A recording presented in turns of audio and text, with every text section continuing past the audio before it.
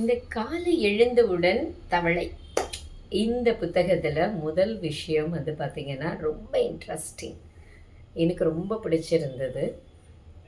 அதாவது ரொம்ப சாதாரணமாக தொடங்குறாரு. காலை எழுந்த உடனே இருக்கிறதுலே ஒரு மோசமான அசிங்கமான தவளை எடுத்து முழுங்கிடுங்கிறாரு.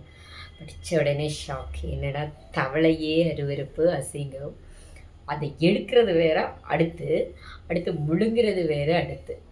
என்னடா அப்படின்னு சொல்லி பார்த்தா, பலருடைய வெற்றிக்கு காரணம் வந்துட்டு அவங்க ஃபோக்கஸ்டாக இருக்கிறது. அடுத்து இன்றைக்கி செய்ய வேண்டிய வேலையை உடனடியாக செய்கிறது. ஆனால் பலர் தோல்வி அடைகிறாங்க. எனக்கு மட்டும் ஏன் வாழ்க்கை இப்படி இருக்குது, எனக்கு மட்டும் ஏன் சக்ஸஸ் ஆக மாட்டேங்குது, நானும் முயற்சி பண்ணுறேன், ஹார்ட் ஒர்க் பண்ணுறேன், நான் டெய்லி வேலை பார்க்குறேன், ஆனால் ஏன் வாழ்க்கை மட்டும் ஏன் இப்படி இருக்குது அப்படிங்கிறவங்களுக்கான ஒரு பதில் என்னென்னா, இந்த 3 விஷயம் உங்கள்கிட்ட இருக்கான்னு பாருங்கள். ஒன்று, தள்ளி போடுறது, நாளைக்கு பார்த்துக்கலாம், அப்புறம் பார்த்துக்கலாம். அப்புறம் தேவையில்லாத பல விஷயங்களை செய்கிறது. ஏற்கனவே வந்துட்டு நம்ம வந்துட்டு தாயம் புக்கில் பார்த்தோம். அற்பமான பல விஷயங்கள், முக்கியமான சில விஷயங்கள் அப்படின்னு சொல்லிட்டு பார்த்தோம். ஸோ அற்பமான பல விஷயத்துக்கு நம்ம நேரம் அதிகமாக செலவு பண்ணுறோம். அடுத்து முக்கியமான வேலையை செய்கிறதுக்கு பயந்து ஒதுங்குறோம்.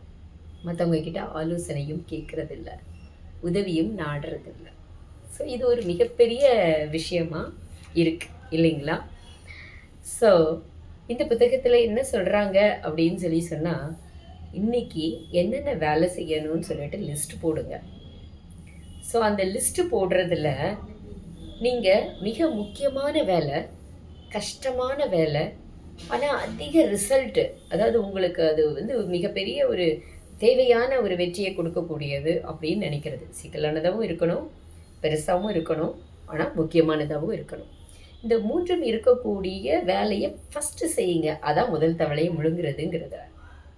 ஸோ முதல்ல வந்து அதை எடுத்துக்க முதல்ல நீங்கள் வந்து தீர்மானம் செய்யுங்க.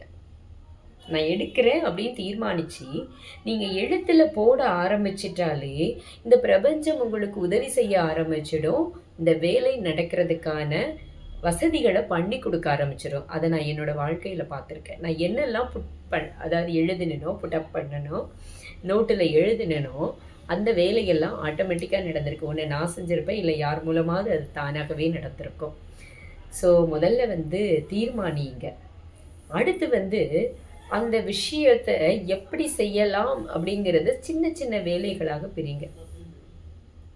அடுத்து வந்து மன உறுதியோடு இருங்க. கன்சிஸ்டன்ட், கட்டாயம் அதை முடிச்சிருங்க அப்படிங்கிற மன உறுதியோடு இருங்க. இந்த 3ஓடு இருக்கும்போது நீங்கள் இன்றைக்கான மிகப்பெரிய வேலையை வந்து செஞ்சுருவீங்க. ஆனால் அந்த மிகப்பெரிய வேலை எது அப்படின்னு கண்டுபிடிக்கிறது, அதுதான் நான் இகிகை ஷேர் பண்ண பாருங்கள். அந்த இகிகையில் நீங்கள் டெய்லி வந்துட்டு என்னென்ன வேலைலாம் நான் செஞ்சேன்னு போட்டுட்டு அதில் எதெல்லாம் எனக்கு சுலபமாக இருந்தது, எனக்கு பிடிச்சிருந்தது, என்னுடைய லைஃப் பர்பஸ் என்ன அப்படிங்கிறத கண்டுபிடிக்க உதவி இருக்கும். சில வேலைகள் உங்களுக்கு கஷ்டம், இல்லை நீங்கள் அதை தவிர்த்திருந்திருப்பீங்க.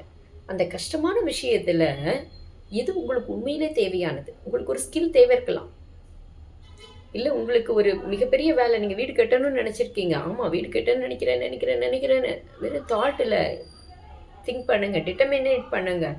ஸோ அதுதான் அப்படின்னு சொல்லி முடிவு பண்ணிவிடுங்க. அடுத்து அதுக்கு என்னெல்லாம் தேவை ஸ்கில்லு, அதுக்கு என்ன விஷயங்கள்லாம் நீங்கள் தெரிஞ்சுக்கணும், என்னெல்லாம் நீங்கள் கற்றுக்கணும், அதை லிஸ்ட் அவுட் பண்ணுங்கள். ஸோ அதில் ஒன்றா நீங்கள் செய்ய ஆரம்பிங்க. ஸோ அப்படி ஒரு சிக்கலான விஷயத்தை எடுத்துக்கோங்க. இன்னொன்று, உங்களுக்கு எளிதாக வரக்கூடிய கலைகள், உங்கள்கிட்ட இருக்கிற ஸ்கில்லையும் அது கூட மர்ஜ் பண்ணிக்கோங்க. ஸோ பண்ணிவிட்டு இன்றைக்கான தவளையை விழுங்க ஆரம்பிச்சிருங்க. ஸோ டெய்லி மார்னிங் வந்துட்டு, இல்லைன்னா நைட்டு தூங்க போகிறதுக்கு முன்னாடி ½ உங்களுக்காக ஸ்பெண்ட் பண்ணுங்கள். நான் ஏற்கனவே உங்களுக்காக நீங்கள் அப்படின்னு ஒரு இது ஷேர் பண்ணியிருக்கேன், உங்களுக்கான நேரம். ஸோ அந்த நேரத்தில் நீங்கள் பிளான் பண்ணுங்கள். அந்த பிளானில் எது ரொம்ப கஷ்டமான சிக்கலான விஷயமோ அதை எடுத்து செய்யுங்க. உங்கள் கான்ஃபிடென்ஸ் லெவல் இம்ப்ரூவ் ஆகும். உங்களுடைய திறமைகளை நீங்கள் தெரிஞ்சுப்பீங்க, உங்களுடைய இன்னர் பொட்டென்ஷியலை தெரிஞ்சுப்பீங்க, நீங்கள் யாருன்னு கண்டுபிடிப்பீங்க. யார் உங்களை கீழே தள்ளினாலும் நீங்கள் யார், நீங்கள் எப்படிப்பட்டவங்க, உங்களுடைய பொட்டென்ஷியல் இதை தெரிஞ்சு நீங்கள் ரொம்ப ஹாப்பியாக ஃபீல் பண்ணுவீங்க. ஒரு ஸ்ட்ரெஸ்டான இடத்துல கூட நீங்கள் கான்ஃபிடெண்ட்டாக இருந்தீங்கன்னா நீங்கள் ஹாப்பியாக ஃபீல் பண்ணுவீங்க. ஸோ மாதத்தின் முதல் திங்கட்கிழமை அருமையான ஒரு ஹாப்பி மொமெண்ட்டாக அனைவருக்கும் மாறட்டும். நன்றி.